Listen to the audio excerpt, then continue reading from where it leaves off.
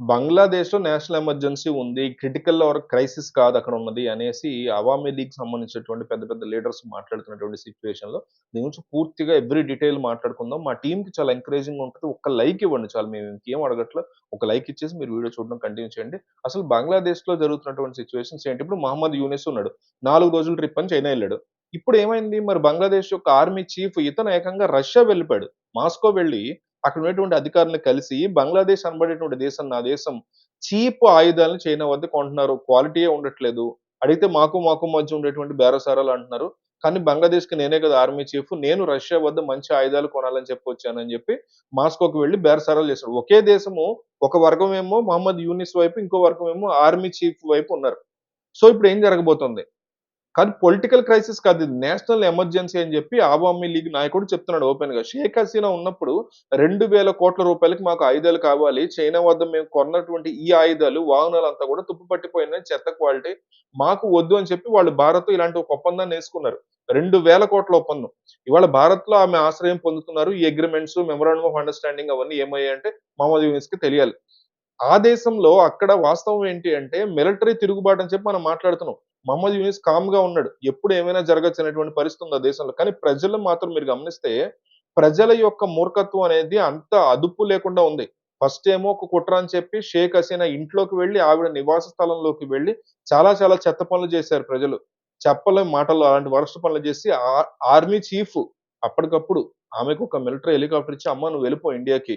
ముందు నువ్వు బంగ్లాదేశ్ వదిలి వెళ్ళిపో అంటే ఆమె మన రఫేల్ విమానాలను పంపి ఆవిడకి ఒక ఎస్కార్ట్ లాంటి ఒక రక్షణ ఇచ్చి భారత్‌కి తీసుకొచ్చాం. ఇవాళ మరి ప్రజలు ఏం చేస్తున్నారంటే, ఆ వీడియోలు చూస్తే నవ్వుకుంటారు మీరు. మనమైతే నవ్వుకుంటాం ఖచ్చితంగా. మరి అమెరికా వాడు, ఇజ్రాయెల్ వాడు ఏడుస్తాడేమో. అదొక వ్యాపార దిగ్గజాలు. బాబోయ్! ఇక్కడ ఏం జరుగుతుంది ఇక్కడ అని కంగారు పడతారాళ్ళు. ఎక్కడా లేనటువంటి బాధ కలుగుతుంది ఆళ్ళకి. ఎందుకంటే బాటా చెప్పులు, షూలు అమ్ముకునే ఒక కంపెనీ. అలాగే డామినోస్ పిజ్జా అంటాం కదా! చాలా ఫేమస్. కేఎఫ్‌సి చికెన్ ముక్కలు అమ్మే సంస్థ. వీళ్ళు బంగ్లాదేశ్‌లో ఇంతకాలం వ్యాపారాలు అవన్నీ కూడా బాగానే చేసుకున్నారు. కానీ సడెన్‌గా ఏమైందో తెలీదు. మొన్నటి నుంచి కూడా ఈ షోరూమ్స్, ఔట్‌లెట్స్ కనిపిస్తే ప్రజలు మీకు రాళ్ళు విసిరి ఔట్‌లెట్స్ అన్నిటిని కూడా ధ్వంసం చేస్తున్నారు. యువకులైతే కుర్రాళ్ళు బాటా షోరూమ్‌లోకి వెళ్లి ఆ షూసు 2,500, రూ. 3,000 బూట్లుంటాయి గదా!